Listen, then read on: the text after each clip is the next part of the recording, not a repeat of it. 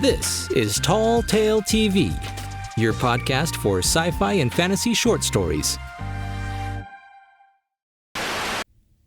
Of Bandits and Bad Magic by Lesley Herron. Chapter 28, Diepholus.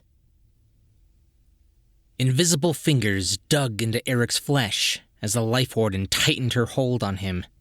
An icy chill ran the length of his body, and he could feel the air being forced from his lungs in a strangled wheeze. Pyra rushed to his side, addressing the skeletal figure before them. "Please, this is all a misunderstanding. The stag skull swiveled in her direction, and she, too, went rigid.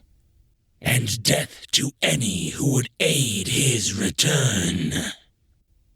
Undine struggled as well, but she forced herself to move beneath the impossible weight, taking one step forward.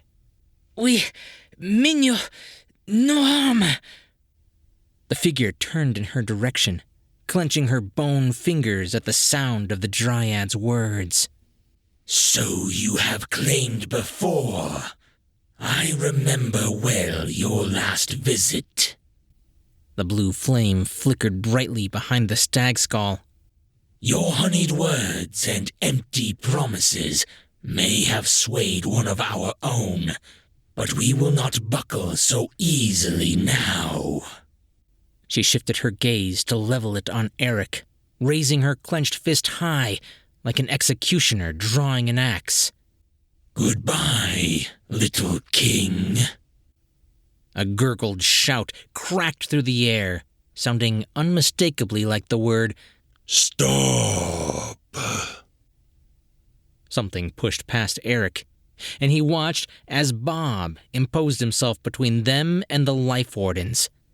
His movements were smoother, less like a shambling undead, as he visibly took in another deep breath. Slowly, with a voice like mulched earth, he formed the words, "Stop, please." The entire coven stirred with curiosity. The skulls of other animals peered around the leader as their owners leaned in for a closer look, chittering with one another in a broken language.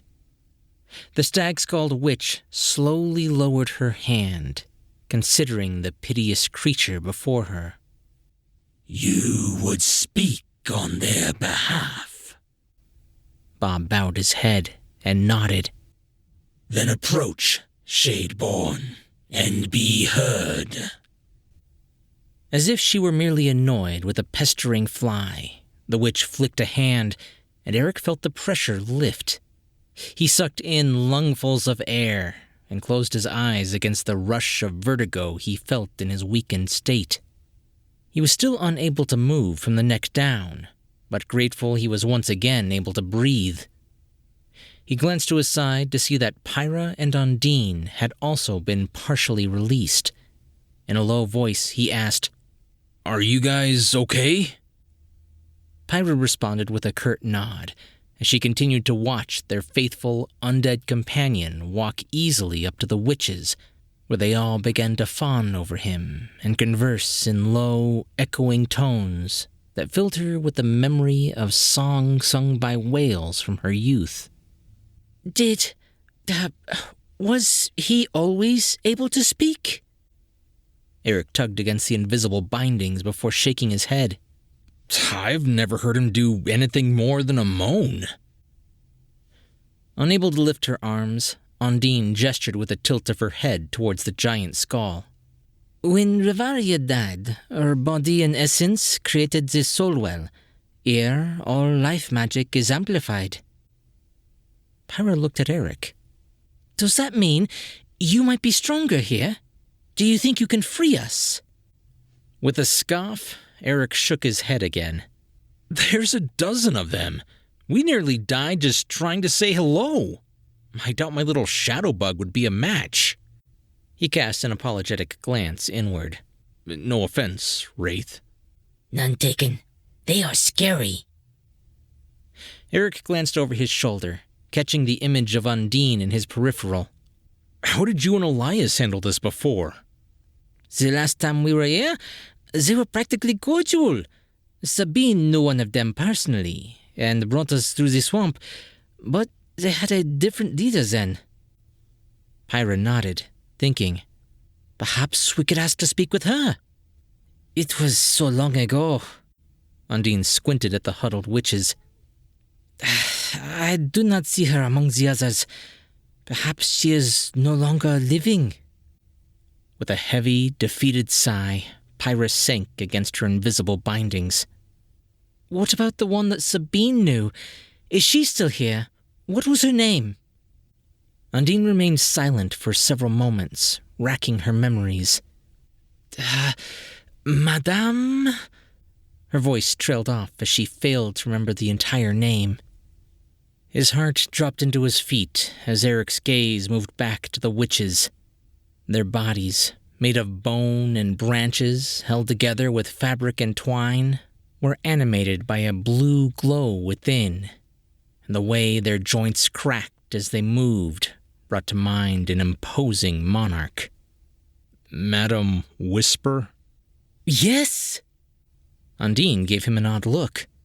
How did you know that? Eric sighed. They said they banished Elias. I have a sinking feeling he wasn't the only one. What happened that made them so upset? They stole that which was not theirs to take. The leader of the Life Wardens turned to face him and began slowly stalking in his direction, her bones creaking with each step, Bob close on her heels. As she drew close, he realized just how tall she was, towering over him by at least several feet. My apologies for the mistaken identity. She waved her hand once more. Your companion spoke well of you. It is rare for one such as he to be accepted as an equal among the living.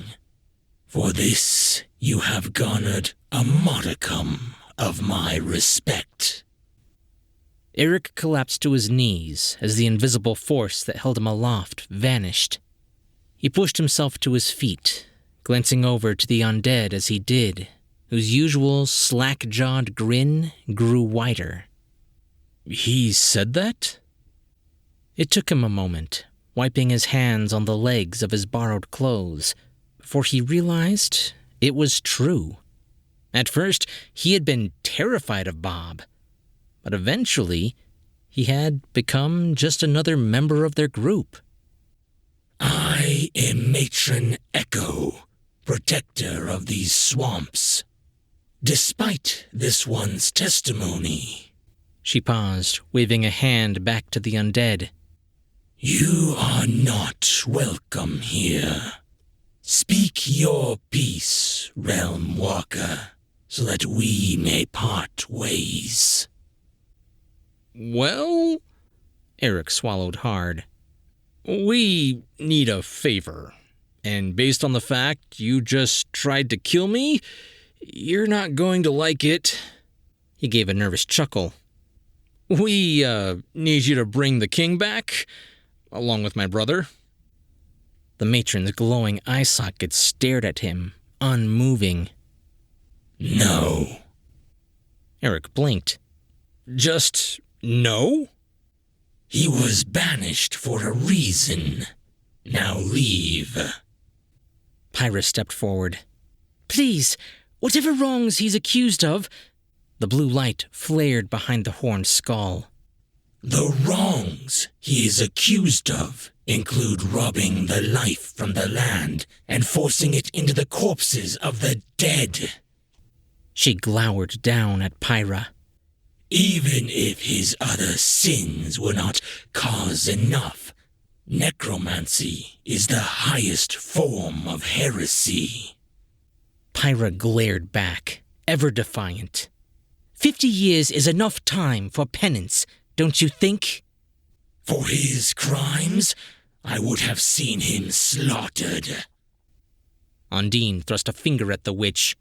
But they weren't his crimes alone. Your Madame Whisper was the one who sought him out. She was the one who twisted that soul and bound it to him. She... The matron spun on her. And she was driven from this land, same as your king. Her insanity did not drive him to do what he did. Pyra threw her hands out at the swamps around them. Then bring him back to save yourselves. The nations to the west march upon Ebra as we speak. The squabbles of men do not concern us. Let them fight. We will ferry their souls regardless of the side for which they pledge their loyalty. Undine grit her teeth. These armies are led by the Brotherhood. They come to Emberon with a singular goal: to destroy all those who do not bend the knee to their god. A panicked murmur broke out among the witches, and they turned their masked faces up to their leader. Concern scrawled into their darkened eye sockets. The scholar, yes. Pyra could feel the fear as it rippled through them, causing the witches' murmurs to break out into mutterings. In his name, they have burned entire forests to drive out the Fey folk, and they hunted my race, a people of trade, prosperity, and peace, to near extinction. You will be no different, and they will raze your swamps to the ground, unless we stop them. The matron raised her hand, silencing her people. The scholar may fancy himself a god, but he is no more than a meddling child. Undine nodded. A meddling child with countless soldiers. As the Dryad's words sank in, Eric could see a chink in the matron's armor. All he had to do was widen it. By painting Elias as the lesser evil option, something surely even she could stomach, he might be able to persuade the witches to bring him back. Test him. The blue gaze focused on him. What? Bring Elias back, contained and bound. Let him prove he is changed. If he hasn't, well, you banished him once. You can do so again. Eric glanced at the Queen and her guardian before glancing back up at the stag skull. If we are to stop this war and save untold lives, we need the real king back. He shuffled on the spot. And also, my brother. We'll need both of them for this plan to work.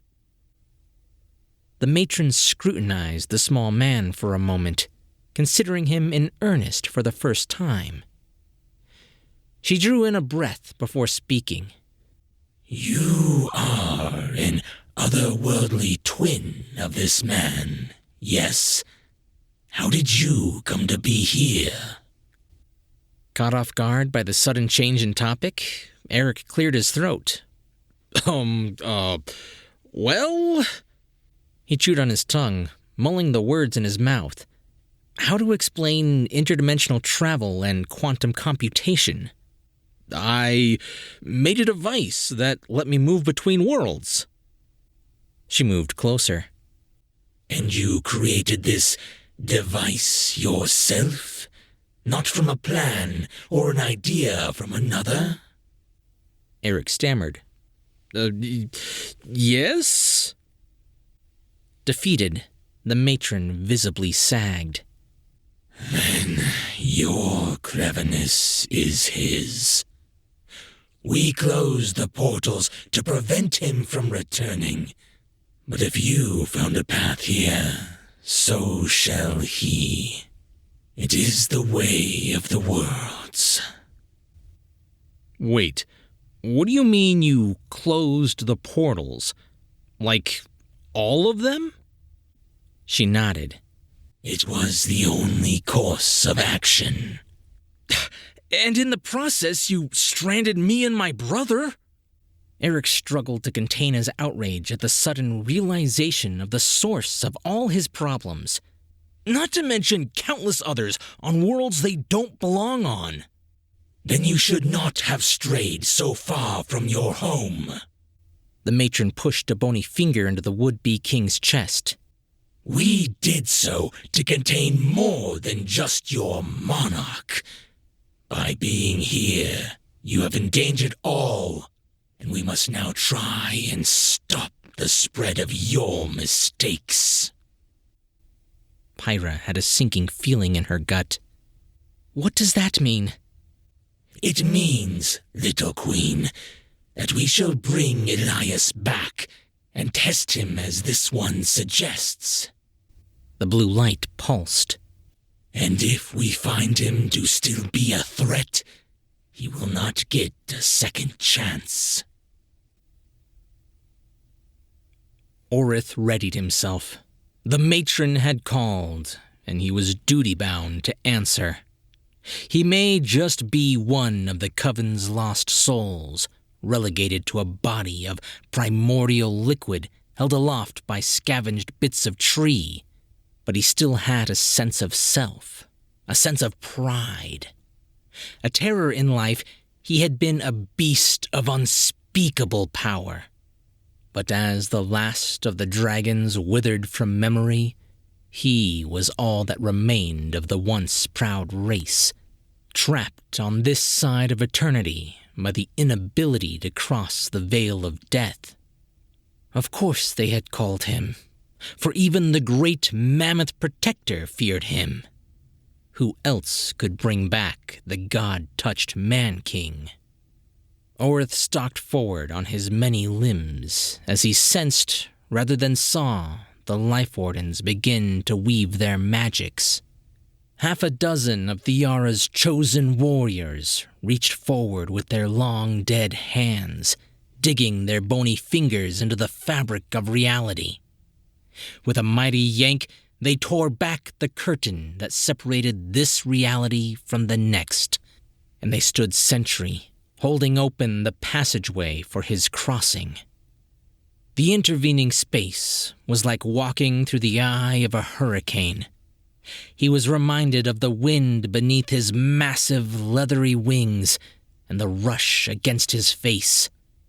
With no eyes to see, Orith could feel the endless chaos around him as it nipped and gnawed at his being. But he remained whole as he crossed the endless expanse in less than a single breath. One clawed limb stepped out onto hard stone. As the rest of his body followed, he immediately knew something was wrong. There was no magic here to tether him to reality. Orith felt his body melt into a formless puddle, his sense of being swimming in his mind like nothingness. And for a moment, he felt lost and confused. But the will of a dragon is stronger than most forces of nature. With monumental effort, he dragged himself fully free of the vortex and commanded reality to bend before him. His body began to knit together, but the strain to rebuild himself in his true nature was great, and he settled on something smaller, something human. What kind of hell was this, where souls simply ceased to be? But he was here for a purpose, and that purpose stood before him, staring with shock and awe at his less-than-majestic form. Orith raised a hand, a feat that felt like lifting a mountain, and leveled an inky finger at the man-king. He tried to speak, to demand the traitor come peacefully, but all that emitted from his formless maw was a senseless noise, an imitation of speech in this godless world. The king's jaw went slack, a look of profound understanding playing at the edge of his eyes. Fascinating. Orith pulled in another breath, a hollow sound that rattled within his being to center his will. He felt a mouth form around his face with inky lips that peeled back to shape words, when something struck him from the side, forcing him to the ground. A man stood above his crumpled form, one eye glowing red like a demon of hell. Knowing full well the fury of those who ascend from the pits of fire, Orith opened his mouth to explain He was only here for the king. But the beast thrust an armored hand deep inside his chest. Struggle as he might, Orith could not pull away. The demon dug deeper, latching his metal fist around the wooden branch that served as his makeshift body's spine. The pain was unthinkable, and he wailed inside his mind. His body instinctively cried out in ceaseless agony, independent of his will to do so. The man dove over him and began to drag them both towards the portal. But failure was not an option. Not for a creature such as he. Orith clawed at the floor, grinding down on his resolve to reach the filthy half-blood that labeled himself a king.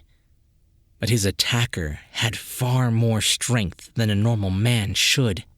And, as they neared the portal's entrance, the demon flung him around, forcing him back into it, and lashing out with a free hand, brutalizing his exposed form.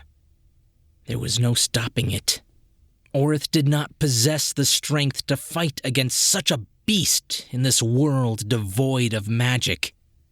The king rushed forward. "What are you doing? Let it go!" Orith saw his opportunity to fulfill his charge.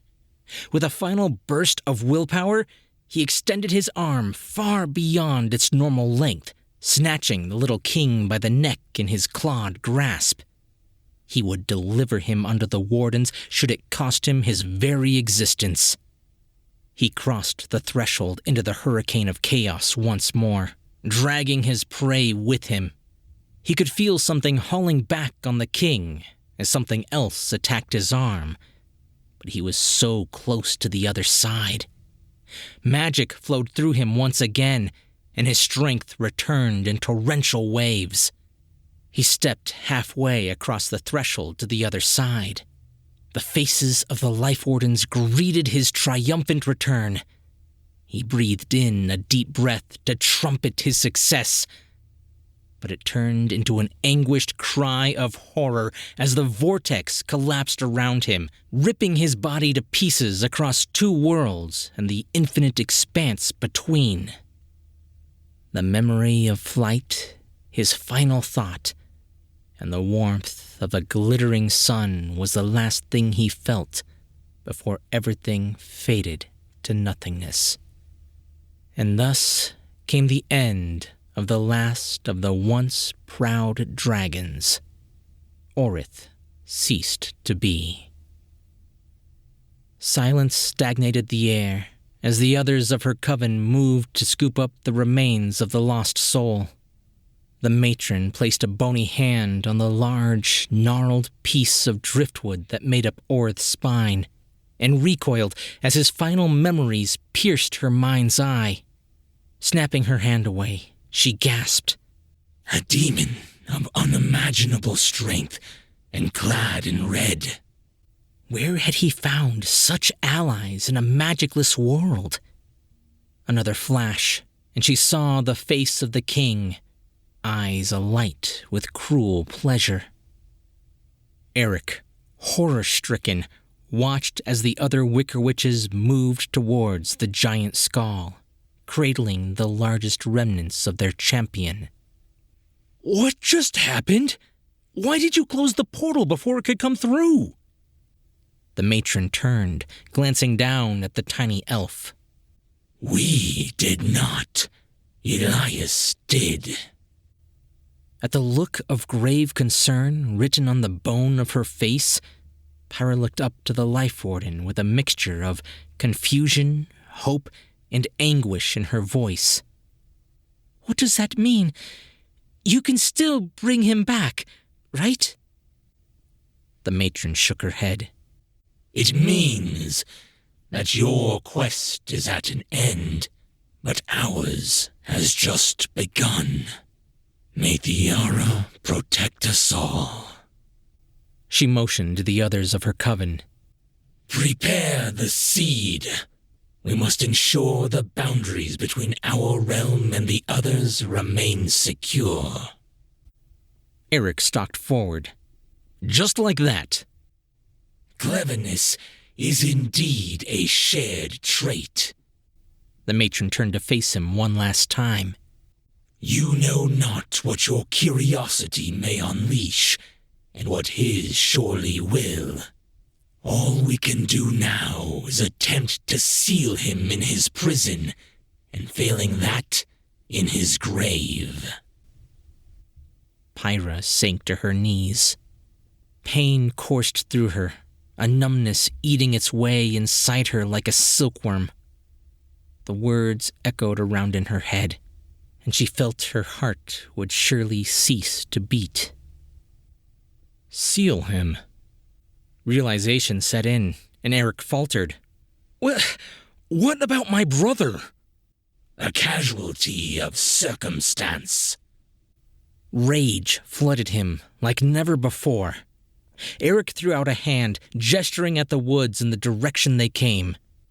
Then how the hell do you expect us to keep the Brotherhood off your doorstep? The matron gave him a withering glance. Some puzzles you must solve on your own. Now leave us. We have much to do. Undine hoisted an unresponsive Pyra into her arms like a child, giving the Wicker Witches one last look. Guardians of the dead indeed. I fear you shall be busy for some time. Eric rubbed at his temples, his jaw impossibly tight. He grit his teeth and motioned at the undead. Come on, Bob. We'll figure this out ourselves. The matron turned back to the coven, but a thought occurred to her. She turned, calling out to them. Before you go, one last thing. Venom coursed through his veins, and it took everything Eric had not to shout his response. What? With a bony finger, the matron pointed at the ground behind the elf, addressing it with a soft, honeyed voice. Should you ever choose to pass, we can help you do so. Eric raised an eyebrow in confusion and looked over his shoulder down to where she had pointed. Her words hung heavy in the air as he realized she was talking not to his shadow, but to Wraith.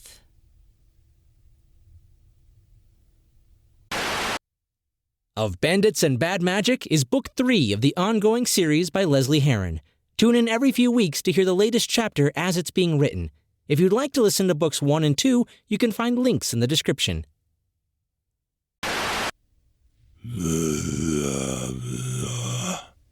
They hid you beneath a bear. Twice. I should tear them limb from limb. Well, yes, I suppose it would be comfy. But still, they changed your name without even asking. Ah, yes. With a name like that, I would change it to Bob as well. Come now. There must be something they have done to gain your ire.